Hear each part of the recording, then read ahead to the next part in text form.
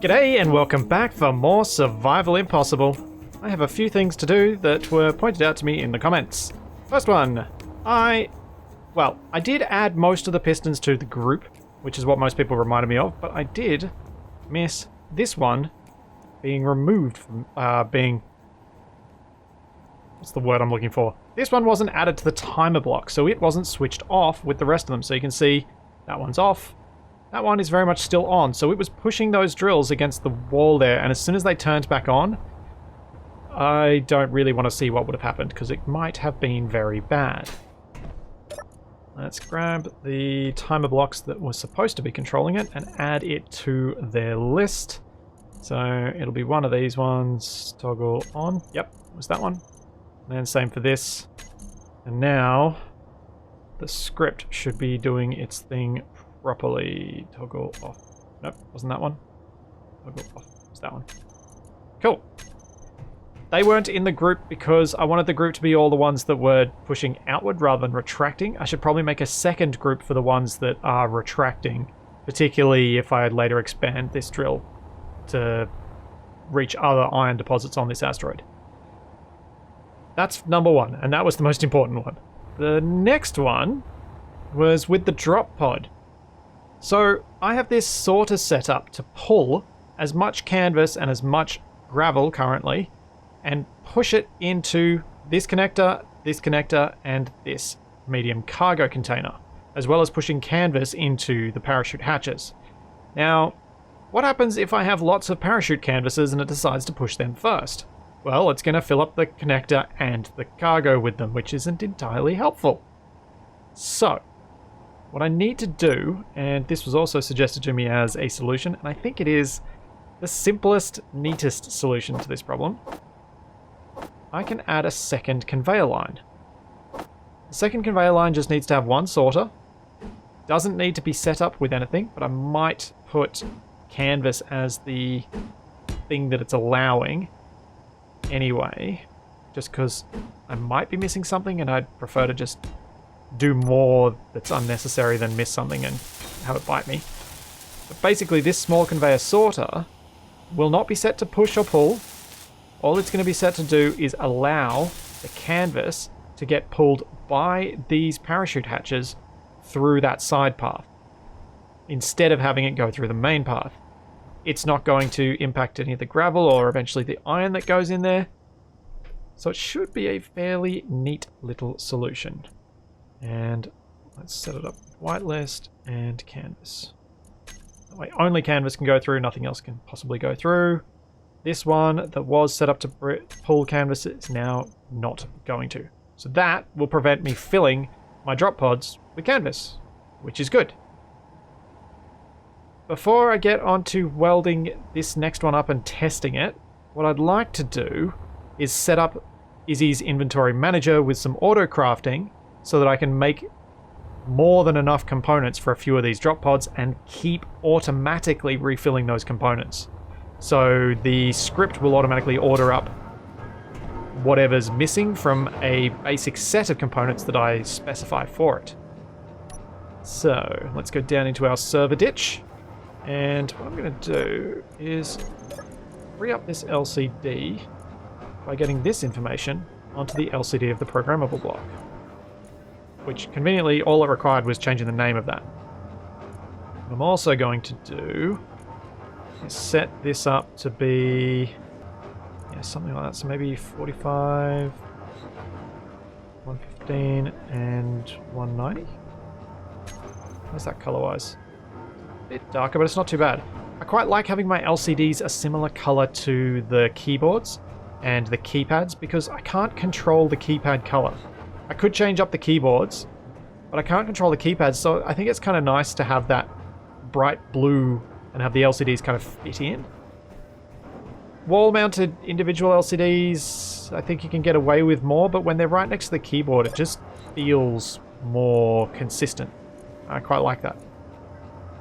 I did this down on the planet as well. I think I need more green. Maybe 160, 200? How's that look? Yeah, that's closer. What are those colors. What's that color so I can remember it? 45, 160, 200. I'm going to need to remember that. I'm going to put it on this one. It's not just me, but that LCD is a lot brighter. It is emitting a lot more light. I'm going to make another large cargo, because I'd like all three of these to be used for ore. I want to have all that space. And that means that I will make another large cargo container for all of the components, the ingots, the bottles, the ammo, the whatever else. And even though it makes no difference, it always makes me feel better when I have these set up before I start running the script. I don't know, I think I've been using the script for so long, I just like to have things ready to go when it starts running. Energy low. There we go. You will be ammo, ingots, components, tools, bottles. I think that's everything. Because these all say ores already. Don't need to do anything with them. All I need to do is grab parts for a component, the parts for a programmable block. Pop it down here and set up the script. So this LCD is going to be named Gravitoroid Auto Crafting. That's the important bit. LCD. So the auto crafting, Izzy's script will pick that up and we'll use it for laying out what I want to have crafted. I have to get oxygen before I can set this up. 2/3 of the scripts running on this base are Izzy's. which should be a surprise to no one who's watched Survival maybe, because a huge chunk of the scripts that were running there were his too. And for good reason. They run, and they run well. Browse scripts, Izzy, inventory. There we go. So we've got ores, we've got ingots, components. Yeah, I did do it, all of them. So I've done the auto crafting, and the other thing I wanted to grab from here was... Where's the LCD bit? Here we go, LCD panels. I want this string.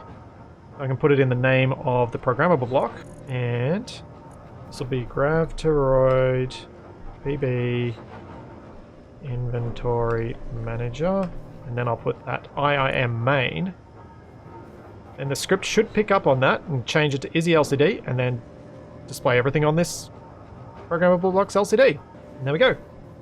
LCD with all of our inventories showing up.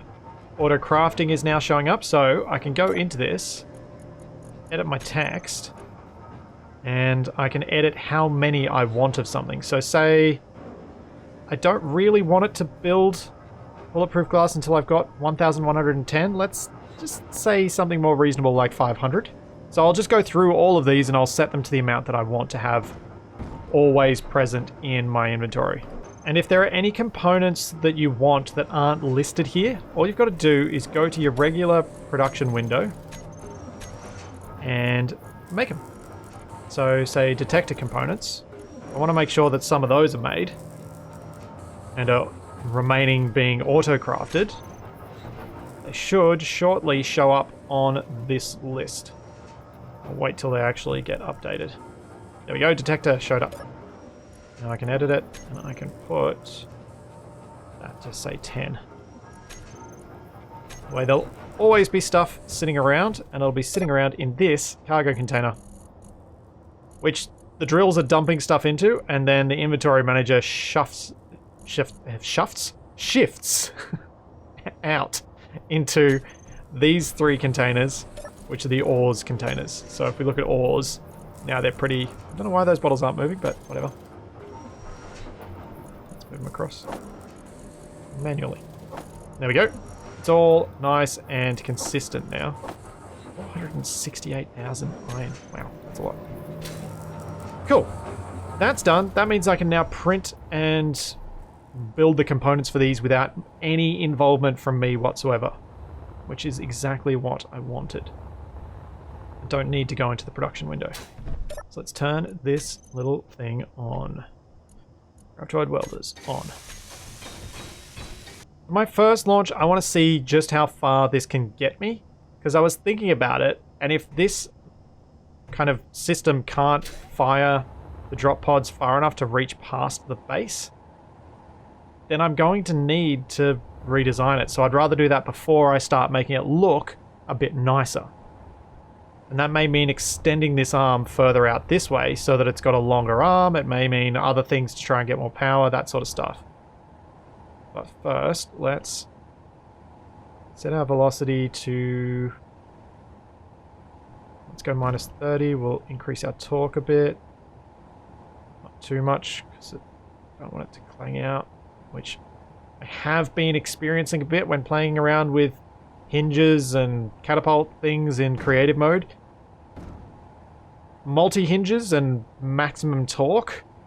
I've had stuff just explode when I load the game because of like shaking and stuff like that. So I'm going to try and avoid doing that here. Upper limit. Let's let that go through a little bit so it doesn't stop at completely vertical. That should be pretty much giving me the maximum range I can achieve with this setup. Let's watch from over here. Clearest idea of the launch. ODP, short, max, power. So that I can remember what I did to achieve whatever range I get with these things, I'm going to name them all as I go, or try to remember to. Because I know I'll forget which one was which by the time I launch. So let's launch, see what happens. Oh yeah, that wasn't too bad. Now let's hop in the Remora. Energy low. And remote into that thing. Got like 500 meters when we were horizontal from it. Alright, let's pop out of this one. And what can I do while I'm waiting for that to land? It is so dark I'm not going to see anything. Oh, actually, what I might do while I'm waiting for that to happen is... let's get some sensors. Or a sensor. So if I put a sensor here, should be able to create a little bit of a safety bubble around these welders to prevent me from getting cooked. I'm going to need to do a few fiddly bits. Left extent can be basically nothing. Front extent can be very minimal. Maybe I'll bring it out just a bit. Back extent needs to go just a bit further. Alright, that should do. And I just got to set it up to toggle on and off. Group. Ah, the joys of interrupting what I'm describing with having to go get oxygen. So, sensor U. Setup actions, groups. We should have the weld as a group, yep. So toggle off when I enter and toggle on when I leave. And now, yay! Less chance of me frying myself. I don't say no chance, I just say less chance. Let's share an ocean tensor on that because everything is shaking a little bit. Is that reduced it a bit? No. What about you? Looks a little less scary. Still shaking a bit. Alright, where is that dropped pod at? Now let's press H to all signals so I can see where they all are. I think I'm coming down nearly on top of the other one. I don't think that added anything meaningful to the distance that I achieved then. This is a reminder that I should add some lights to the pod. At least for the moment, so that I can see stuff if I'm doing these tests at night. Yeah, my altitude and the distance to that previous drop pod are basically identical. Do it like that, you can see just how close. Alright, so my landing place is 300 meters further forward. I'm basically 1.5 from home. Ooh. It's still hitting quite hard. So, a couple of things I need to fix. The drop pod hits the ground pretty hard. That's not ideal, we need to add some more parachutes. The other thing is I want to extend this arm further this way, and I want to get rid of this rotor from within the arm because the rotor is actually pretty heavy. The rotor part is possibly even heavier because of the number of steel plate that are in it. So if I can get rid of both of those and do it all in small grid, the whole thing will become lighter, and that means the hinge will be able to fling it faster, or move it faster and fling it further. So that would be much, much better. Now, how do I want to make this work though? So I'm thinking about my design for my kind of mounting setup as well. Yeah. I kind of liked that it was all coming off the back of this rotor here, but maybe I should bring it a little bit forward. So say, grab a few interior plate.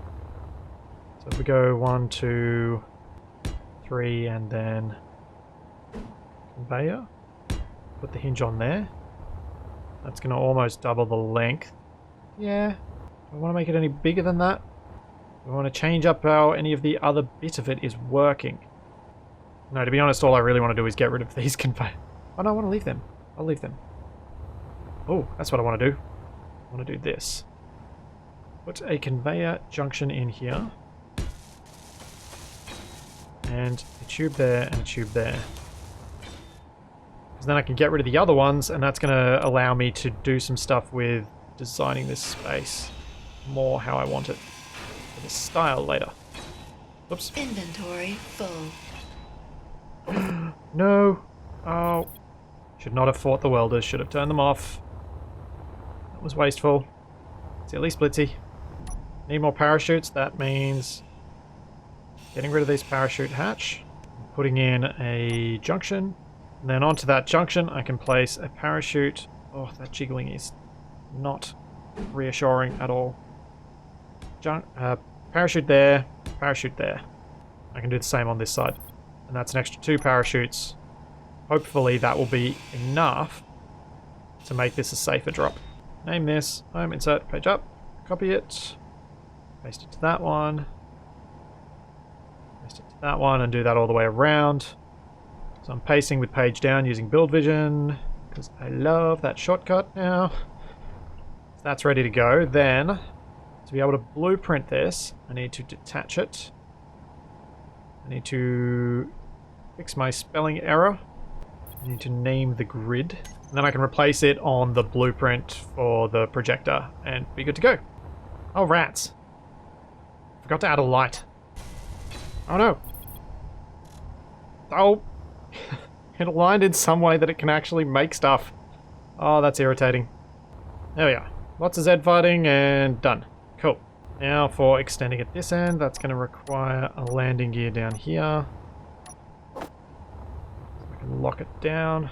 Should be able to fit one onto here. There we go. That's locked. Detach. Alright, that's the extension. Then we need a hinge. Hinge goes. I'm actually not sure which way. There is a way though. I'm going to need to determine that. I'm going to need to figure out which way it is that makes one side 0 and one side... Well, one side 90 and one side negative 90. Is there a readout on it? I think that marker there is going to be one of the asymmetrical bits that I use to try and figure that out. That is for future Splitsie to discover and decipher. So I don't think these conveyor tubes are substantially lighter than the large grid version, but the lack of the rotor and the rotor part, I think, is going to be the real kicker for weight saving here. Can't do much in the way of... Well, I could do a bit of weight saving on the pod. Energy Like, low. I could switch over to small batteries, but a battery is about 1,000 kilos. And I'm expecting to transport 30,000 kilos of iron. So, as a proportion, it's probably not a huge amount. But it might be worth looking into if this helps and it's not enough. Because the battery also gives me some other benefits, which... The rotor wasn't, because the rotor was actually just costing me. Now we need a hinge part. Hinge 3x3, no. Hinge part 3x3. Then we can attach this hinge. I can get rid of that landing gear. And there's something else I wanted to do once I've got this whole thing welded up, which was I would actually like to not have it go all the way down to completely flat on the hinge. I'd like it to go maybe 1 degree upward. Because I just feel like pushing it that far might be why I had some of the troubles in my tests as well. Because I had slightly fewer problems once I started using like 89 degrees. Mind you, that is just a suspicion. I've got haven't done enough testing to be certain that that was part of the problem. And it could have just been the particular setups I was using that were the issue with that. There we go. Small grid, extended arm. Now, you are currently in the positive. Alright, I am not going to do what I was thinking of doing, which I'd actually saved in build vision the details from the previous hinge, but that would cause this to right now flip the other way very quickly. Don't want to do that. This will be gravitoroid, catapult, torque. Let's bring it up to a few hundred. Lower limit. Let's bring this back just a touch. Seems I can go to 88.5. So my upper limit is going to be 88.5. Now let's get this up to some high-powered stuff. And then the lower limit should be something like 30. So again, it'll go past completely vertical, but it won't go all the way around to the other side. Well, the catapult looks a bit different, but mostly just bigger. It totally changes how I was going to do the designs around it, but hopefully I can come up with something that's going to work. Let's watch the launch from a distance that I can see it clearly and see what I might need to adjust for the next launch. So, Shift K, terminal, antenna, ODP, long, 15 RPM, 500 meganewton. Release, ready to go, and start.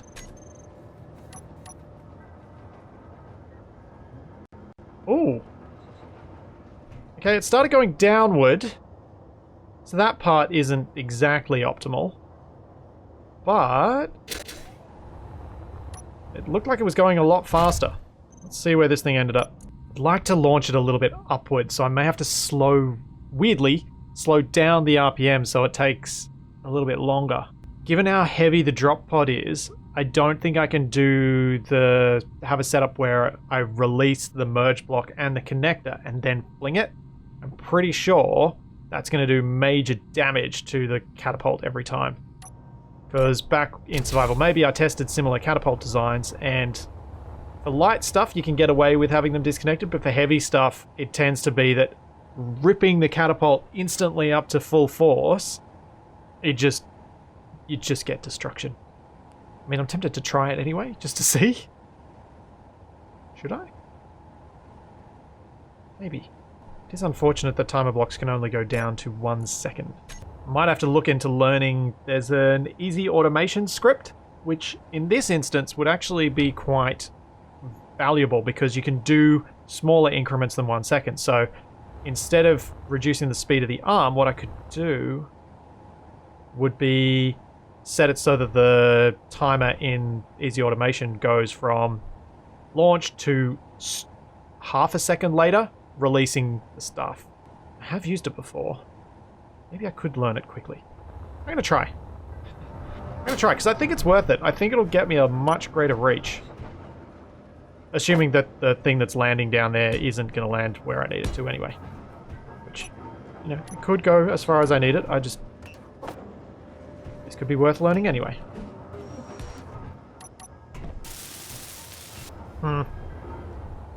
Might have to come back to this one. Let's see where that landed. This is taking me a long, long time. Nope, not that one. The other one. The one that is closer. Nope, this one. Nope. Oh dear.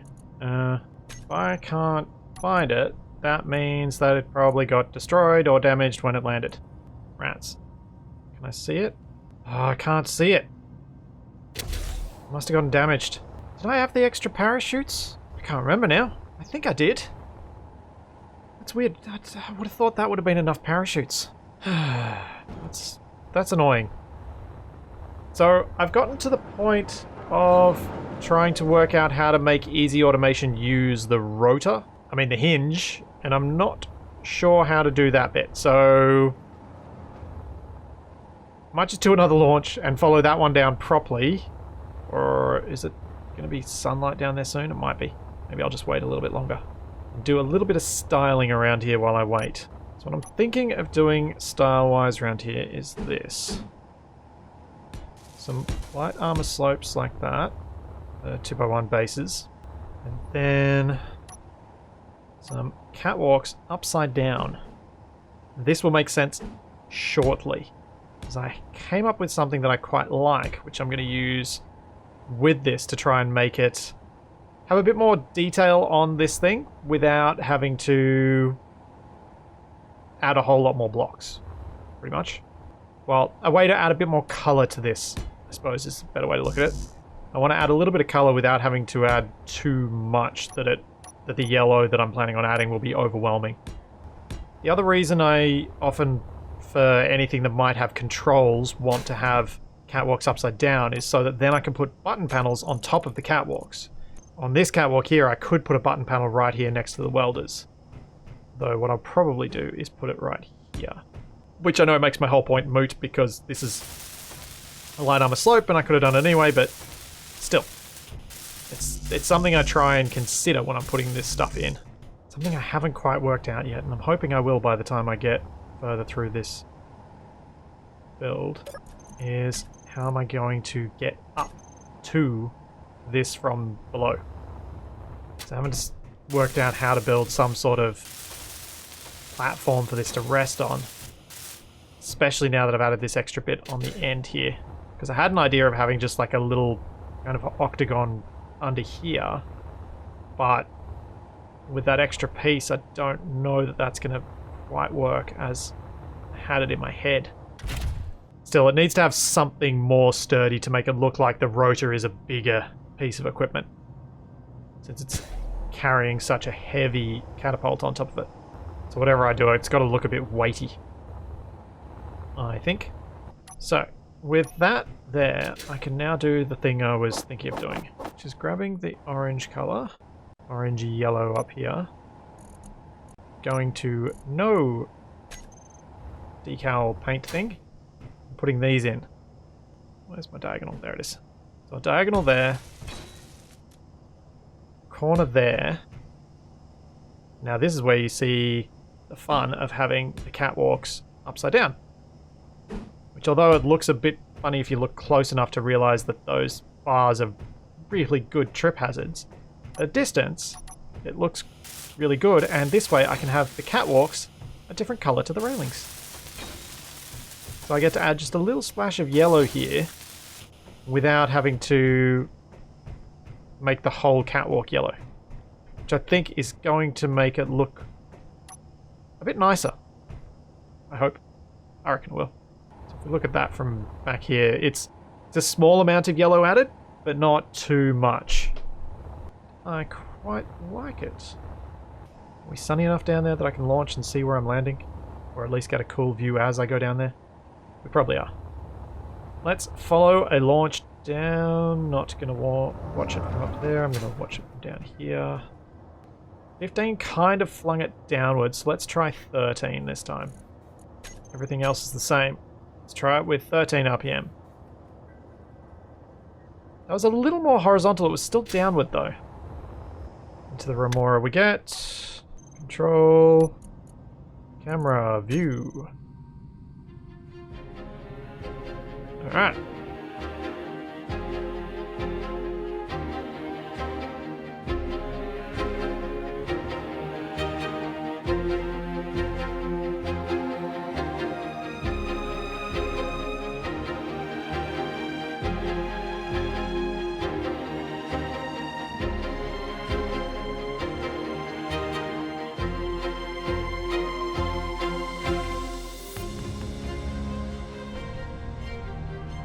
Oh wow, I think I'm really quite close. Because that is home base, and my parachute's just deployed. Oh yes, I'm quite happy with this.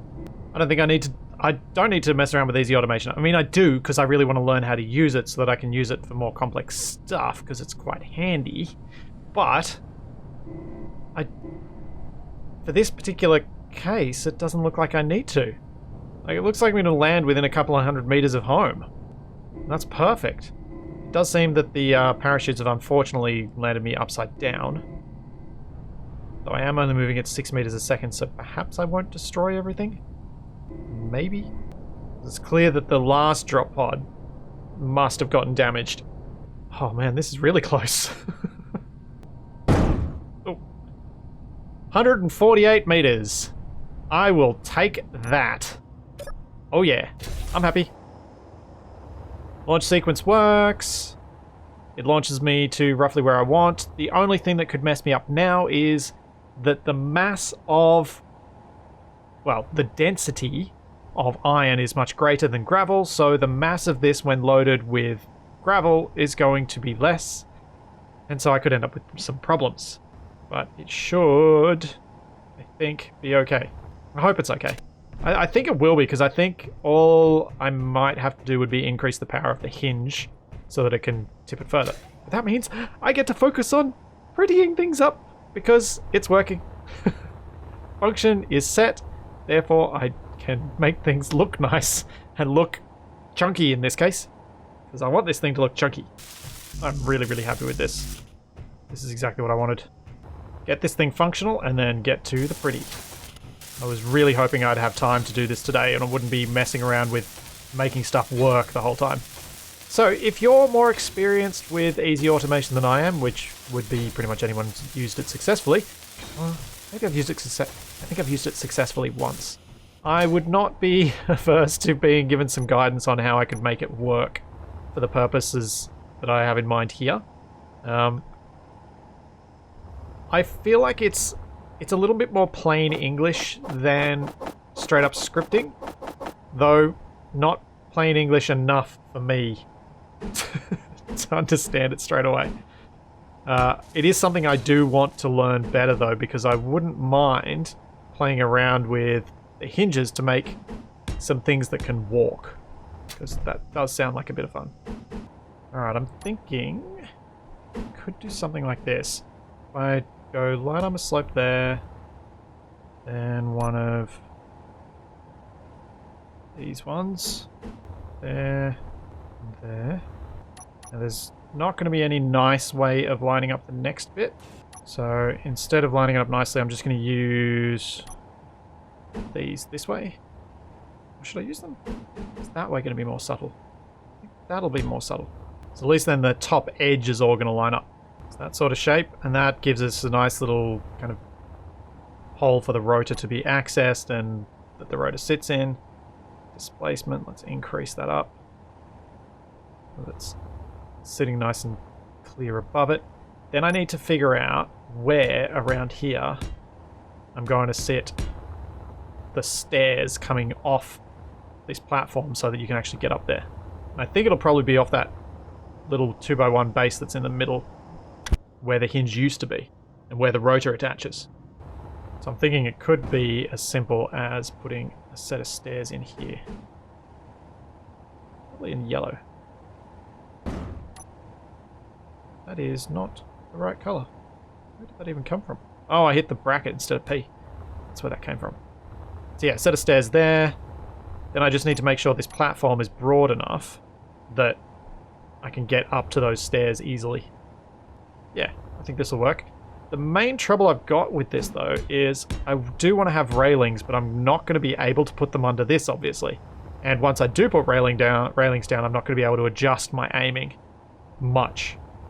I'm kind of okay with that, even though it will look a bit strange that there are railings there and then they just stop. I think I prefer it over having no railings at all. Unless I go one block further out on it. Maybe I'll go one further out actually. I was thinking again about the railings around here, and maybe I don't need them at all because I've made this broad enough now. And the reason I think I can get away with it is if I make the stairs that come up into this floor somewhere inward. So there's no real reason anyone should ever walk out here, therefore there shouldn't be any... Therefore it's kind of meeting the safety requirements, so to speak.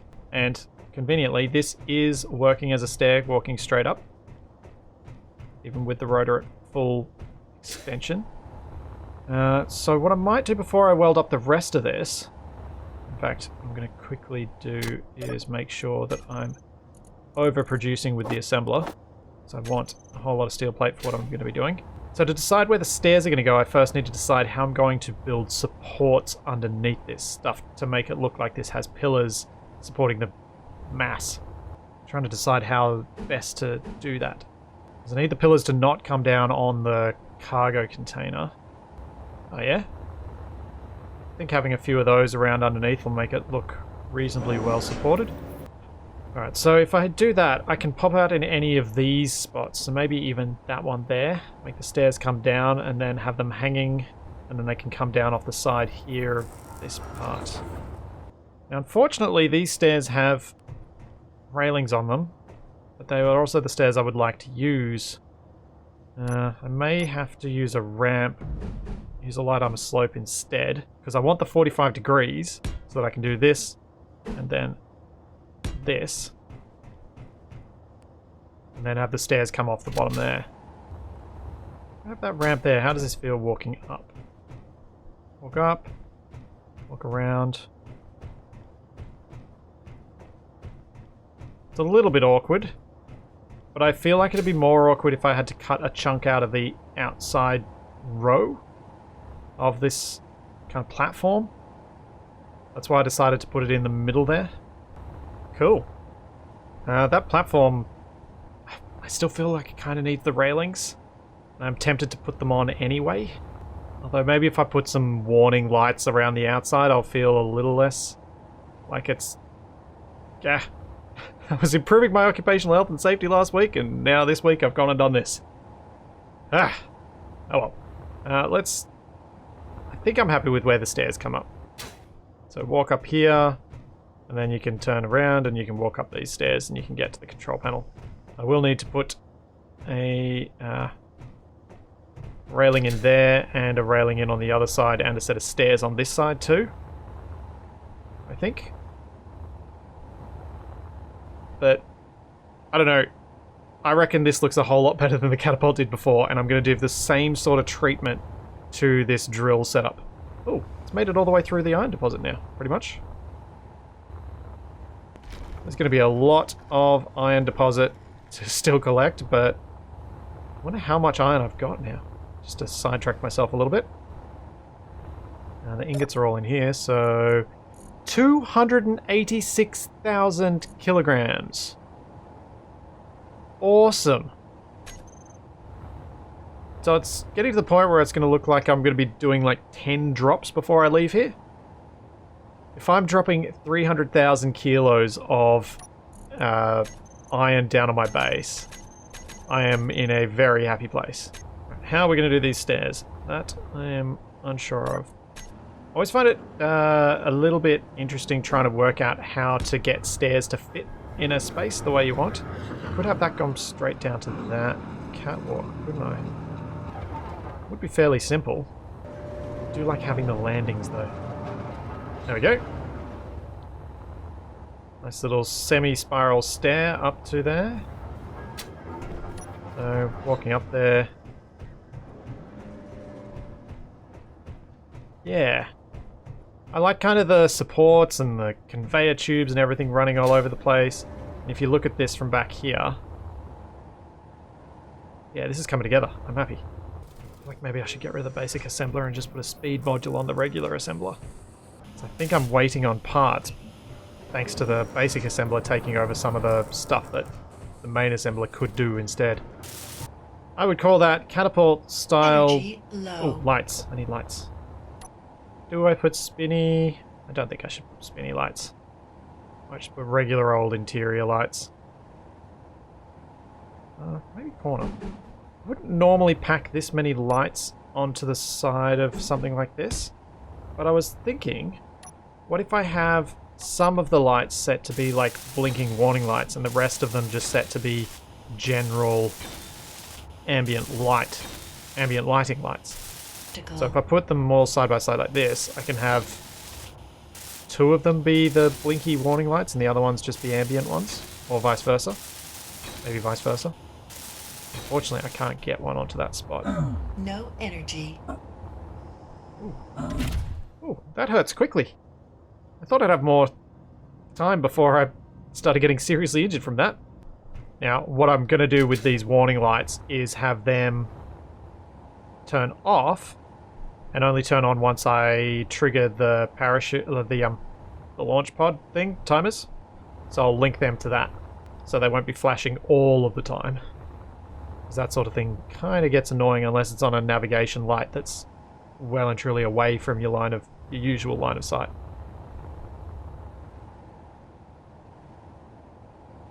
Could probably make them a bit slower, a bit faster I mean. That works for now. I'm going to get rid of this basic assembler because I think it is actually making things worse. So if we go 2 speed and 2 power efficiency. Ooh, I forgot about how much power assemblers can actually use because of my mods. Energy low. This may have been too many speed modules, but oh well. Hopefully the added pace will be worth it. What's the assembler saying now? Power required 1.13 megawatts. It's a fair bit. I think I can manage. I think the batteries are all basically fully charged. I don't know. Some battery on a rotor somewhere. Still, the Remora's batteries, they are basically fully charged, so I think I can handle the high power requirements given my large solar panels. I am seriously happy with how that looks. No longer looking flimsy. It looks like it's properly supported, even though it's exactly the same as it was before. Obviously, while the catapult's down, it looks a little more sensible than when it's up. Still, when it's up, it kind of works. We've got the safety sensor for the welders. I'm not going to greeble the launcher, or I'm going to try hard to resist greebling it, because obviously any weight I add to this end is weight that restricts what the hinge can push through.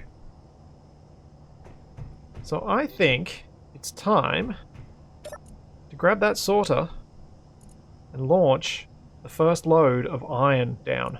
So for the iron drops, I'm actually going to follow them all properly down to the planet. There we go, 26,000. And drop 9,000. So 35,000 kilograms of iron ingots are going down to the planet. And I'm going to follow all of these down by, like, directly. Because I think it's kind of worth doing to ensure that I can drop a GPS wherever they're about to land. Just in case something goes wrong on the landing, it'll mean I'll be able to find all of the drop pods when they're down there. So in theory, should be able to do that anyway. And I totally did that the wrong way. I should have taken stuff out and just dumped it straight in there to do it in a circle rather than dumping it on the thing and then having to do the second handling, which wasn't ideal. Cool. You should be good to launch. I should probably put some stuff on those buttons. But I think for this launch, I'm going to hop in the Remora and I'm going to go in the camera view of the drop pod.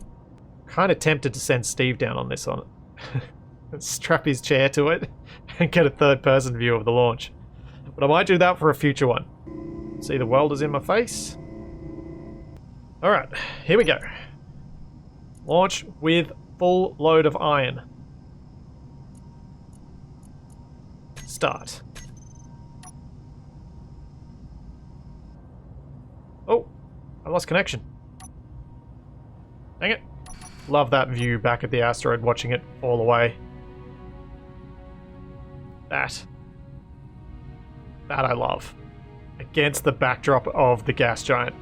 Oh yeah. Oh man, I love that view. That is so cool. Alright, let's see where we end up. This could take a while. Let's try seeing how it looks as we come down from this angle.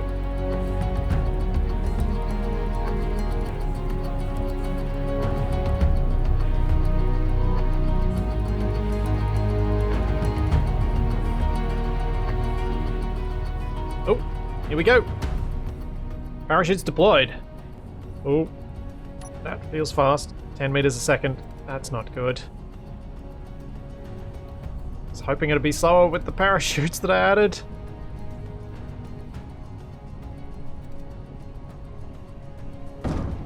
Okay, landed.